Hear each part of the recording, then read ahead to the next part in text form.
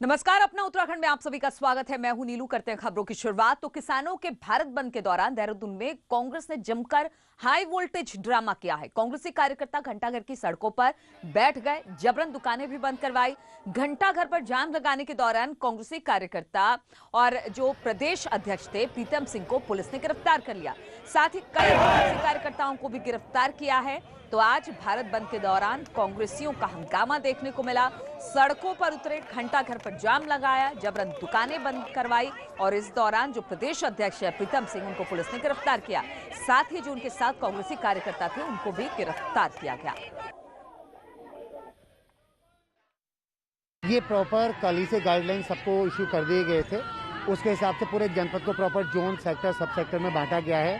हर जगह मजिस्ट्रेट और सीओ की तैनाती की गई है। अभी मैं जोन फर्स्ट का इंचार्ज हूँ, तो पलटन मार्केट ये हिस्सा मेरे पास है।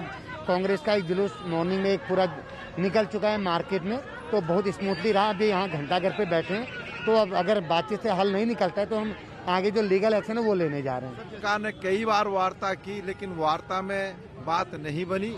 इसलिए किसानों ने आज बंद का आह्वान किया है। इस बंद में राष्ट्रीय अध्यक्ष सोनिया गांधी जी ने कांग्रेस जनों का आह्वान किया है कि कांग्रेस किसानों के साथ लाभबद्ध होने का काम करे। और कृषि बिल को लेकर जारी आंदोलन पर सीएम त्रिवेंद्र रावत ने कहा कि कृषि कानून किसानों के हित में है। कुछ लोग किसानों को बहका रहे हैं। सीएम ने बताया कि केंद्र और राज्य सरकार हमेशा किसानों के हितों के लिए काम कर रही है। कृषि कानूनों को लेकर के जिस तरह से किसानों को भ्रमित किया गया है और देश के एक विशेष राज्य यानी कि पंजाब से जहां पर कांग्रेस की सरकार है, जिस तरह से आंदोलन को गलत दिशा में मोड़ने का प्रयास किया गया है, मैं बताना चाहता हूं और दोहराना चाहता हूं कि पहली बात तो ये जो कृषि कानून बनाया गया है ये किसानों के हित में है। और भारत बंद का अल्मोड़ा में कोई खास असर नहीं रहा। रोजाना की तरह बाजार खुला, लेकिन भारत बंद होने की सूचना से बाजार में खरीदार जो थे वो शायद नहीं पहुंचे। कांग्रेस ने भी बंद को लेकर अपना समर्थन दिया है।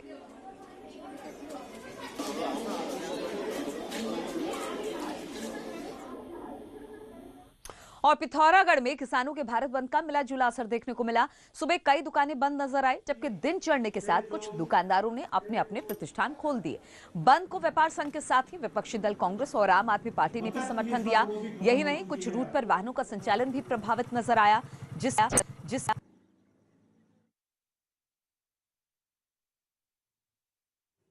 हमें ये जोरजीबी से जो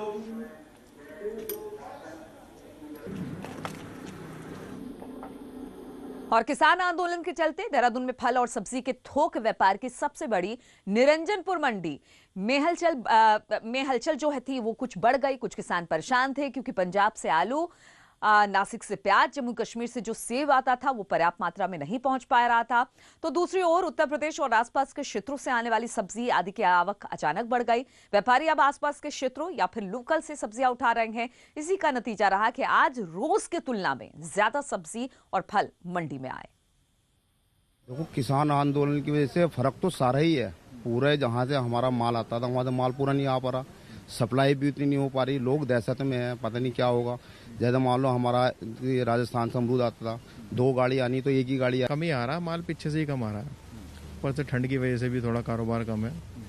और ये पीछे से लॉकडाउन लगा, जब से ये लहर चली है, मंदी की लहर है। 6 से 6,500 कुंटल आवक आती है और आज जो है लगभग 8,066 कुंटल अराइवल आई है। तो एज फार आवक की बात में कंसर्न कर तो मुझे नहीं लगता कि मंडी का इस पर बहुत ज्यादा कोई व्यापक असर पड़ा। और नैनीताल में भी भारत बंद का असर बेअसर दिखाई दिया है। पर्यटन नगरी होने के चलते सुबह से ही दुकान खुल गई तो बाजारों में आम दिनों की तरह ही चहल पहल रही। हालांकि आम आदमी पार्टी ने किसानों के समर्थन में मल्ली पंत पार्क में प्रदर्शन जरूर किया।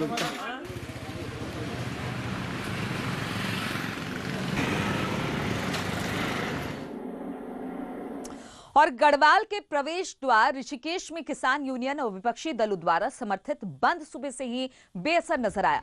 गढ़वाल की ओर जाने वाली रोडवेज और निजी कंपनियों की बसें सुचारू रूप से चलती रही। छोटी गाड़ी और विक्रम सड़कों पर दौड़ रहे थे। चाय की दुकानें सुबह से ही खुली पड़ी दिखाई दे रही है, यानी बंद का असर यहां बहुत ज्यादा दिखाई नहीं दे रहा।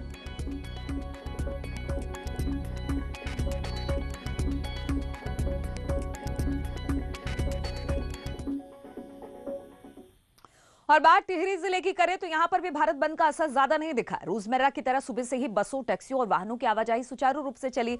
दुकानें भी खुली नजर आई। नई टिहरी मुख्य चौक पर सुबह से ही चंबा, ऋषिकेश, घनसाली जाने वाली यात्री यहां पर पहुंच रहे हैं। वहीं बाजार भी सुबह से खुलने शुरू हो गए थे, जिसको देखकर कहा जा सकता है कि टिहरी जिले में भी भारत बंद बेअसर रहा।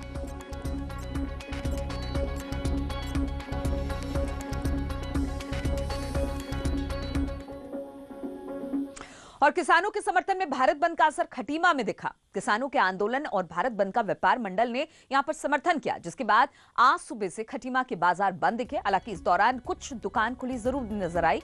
खटीमा व्यापार मंडल अध्यक्ष का कहना है कि किसानों के साथ एक बैठक कर भारत बंद का समर्थन किया गया था। हालांकि इस बात का ध्यान रखा गया कि आवश्यक सेवाएं प्रभावित न हो।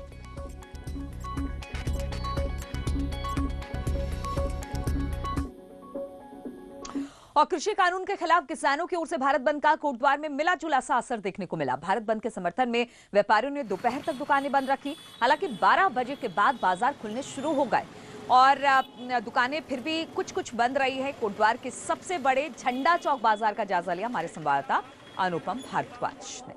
कृषि कानून के विरोध में भारत बंद का असर कोटद्वार में भी देखने को मिल रहा है। हालांकि 12 बजने के बाद कुछ दुकानें लोगों ने खोल दी हैं, व्यापारियों ने खोल दी हैं। व्यापारियों की ओर से पहले ही व्यापक बंद का आह्वान सभी व्यापारियों से किया गया था। लगभग 12 बजे तक दुकानें बंद रही, लेकिन 12 बजे के बाद थोड़ा बहुत चहल पहल कोटद्वार के बाजार में देखने को मिल रही है। झंडा चौक बाजार की ये तस्वीरें हैं जहाँ पे कुछ दुकानें खुल गई हैं। हालांकि कुछ दुकानें अभी भी नहीं खुली हैं और माना जा रहा है कि देर शाम तक भी जो दुकानें हैं वो नहीं खुली जाएंगी। इसके अलावा पुलिस की ओर से सुरक्षा के इंतजाम किए गए हैं, क्योंकि कुछ जो लोग हैं, दूसरे व्यापारी हैं, वो अन्य व्यापारियों के साथ मिलजुल कर दूसरी दुकानों को बंद करा रहे हैं। जो दुकानें खुली हैं उनको जबरन बंद भी कराया जा रहा है। तो कुल मिलाकर कहा जाए तो कोटद्वार में मिला जुला असर इस भारत बंद का देखने को मिल रहा है। अनुपम भारद्वाज, न्यूज़ 18 कोटद्वार। और इसी भारत बंद पर बातचीत करने के लिए सुनील नवप्रभात देहरादून से हमारे साथ जुड़ गए हैं। सुनील, हमने देखा हर जगह से रिपोर्ट सामने आ रही है, पहाड़ों पर बहुत ज्यादा भारत बंद का असर दिखाई नहीं दे रहा है। अगर खासतौर पर देहरादून की बात की जाए तो यहां पर भारत बंद का कितना असर?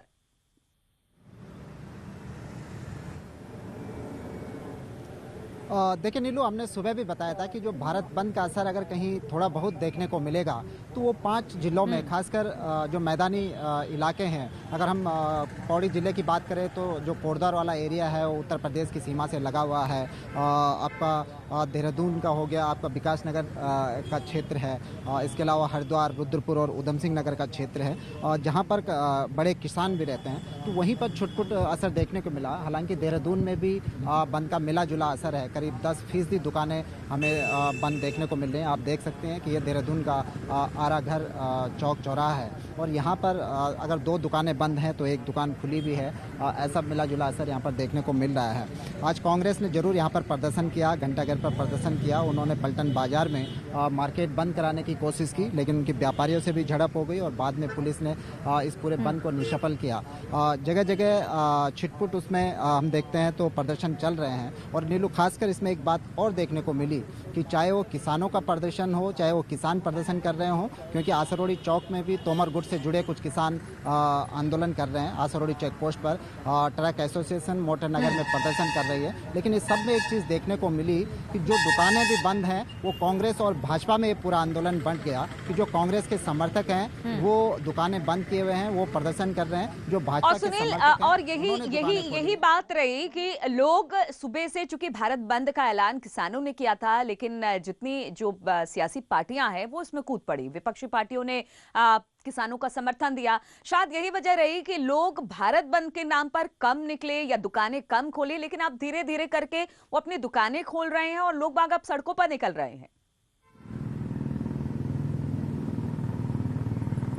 बिल्कुल नीलू, क्योंकि लोगों में एक अफवाह, एक डर ये भी रही कि भारत बंद का ऐलान है। हालांकि बहुत सारे लोग जानते भी नहीं होंगे कि क्यों भारत बंद का ऐलान है, इस बंद के क्या मायने हैं। लेकिन जब हमने सुबह सब्जी मंडी में देखा था तो बहुत सारे जो छोटे व्यापारी हैं वो सब्जी मंडी में नहीं पहुंच पाए थे, और हमने कारण पूछा तो ये बताया गया कि लोगों में एक भ्रम है कि आज भारत बंद है, बाहर नहीं निकलना है, या फिर मार्केट पूरा बंद होगा तो बाहर जाकर क्या करेंगे। इसी गफलत के कारण भी बहुत सारी दुकानें जो सुबह बंद थी वो अभी धीरे धीरे खुल रही हैं।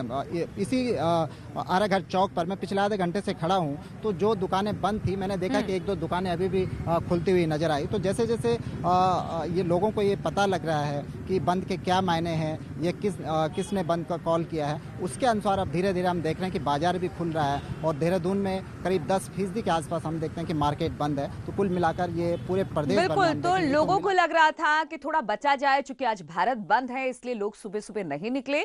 लेकिन जब लगा कि इसका बहुत ज्यादा असर नहीं पड़ रहा है, दुकानें खुली हुई हैं और आम दिनों की तरह ही दिनचर्या चल रही है, तो अब धीरे धीरे लोग बाहर निकल रहे हैं। बहुत बहुत शुक्रिया आपका सुनील, तमाम जानकारी हम तक पहुंचाने के लिए।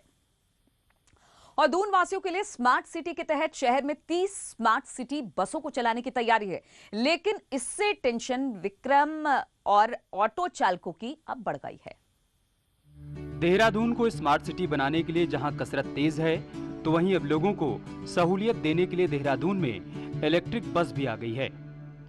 अगले हफ्ते से बसों का ट्रायल शुरू किया जाएगा। योजना के तहत कुल 30 बसें आएंगी और पहले चरण का ट्रायल सफल रहेगा तो दिसंबर के आखिर तक 11 बसें और आएंगी। इन इलेक्ट्रिक बसों में दिव्यांग लोगों के लिए व्हील चेयर होगी, साथ ही हाइड्रोलिक रैंप भी होगा। देखिए, electric bus Dehradun smart city के अंतर्गत हम ला रहे हैं और इसमें हमें भारत सरकार के भारी उद्योग मंत्रालय से सब्सिडी भी प्राप्त हुई है। नेक्स्ट वीक से हमारा प्लान है कि हम इसका ट्रायल रन शुरू कर देंगे। टोटल 30 बसें आनी है। पहले चरण में अगर ये ट्रायल रन सफल रहता है, अगर कोई उसमें चेंजेस करने की आवश्यकता होती है तो उसको देखते हुए दिसंबर के लास्ट तक हम लगभग 11 बस आ जाएंगी। इलेक्ट्रिक बसों के आने से सिटी बस, ऑटो और विक्रम संचालकों को दिक्कत होने लगी है। उनका कहना है कि क्या हमारे लिए भी कोई प्लान है या नहीं। मेरा ये कहना है सरकार से कि स्मार्ट सिटी तो आप बना रहे हो, लेकिन क्या आपने स्मार्ट सिटी के अंदर जितने ये विक्रम हैं, चाहे ऑटो है, जगह जगह से जो स्टैंड बना के अवैध रूप से जो अतिक्रमण कर रखा है और सड़कों पे जो धमा चौकड़ी मचाई हुई है, क्या स्मार्ट सिटी में इनके लिए कोई प्लान बनाया हुआ है? अब एक तरफ जहां लोगों को इलेक्ट्रिक बस से सहूलियत देने की तैयारी है, तो वहीं दूसरी तरफ पब्लिक ट्रांसपोर्ट से जुड़े लोगों के विरोध को दूर करना भी एक बड़ा चैलेंज होने जा रहा है। न्यूज़ 18 के लिए देहरादून से भारती सकलानी की रिपोर्ट। और कॉर्बेट टाइगर रिजर्व के पास के गांव में 9 हाथियों से पर्यटक सफारी कराई जाती है, लेकिन हाईकोर्ट के आदेश के बाद यहां हाथी सफारी बंद हो गई। ऐसे में हाथी मालिकों के सामने अब समस्या बढ़ गई है।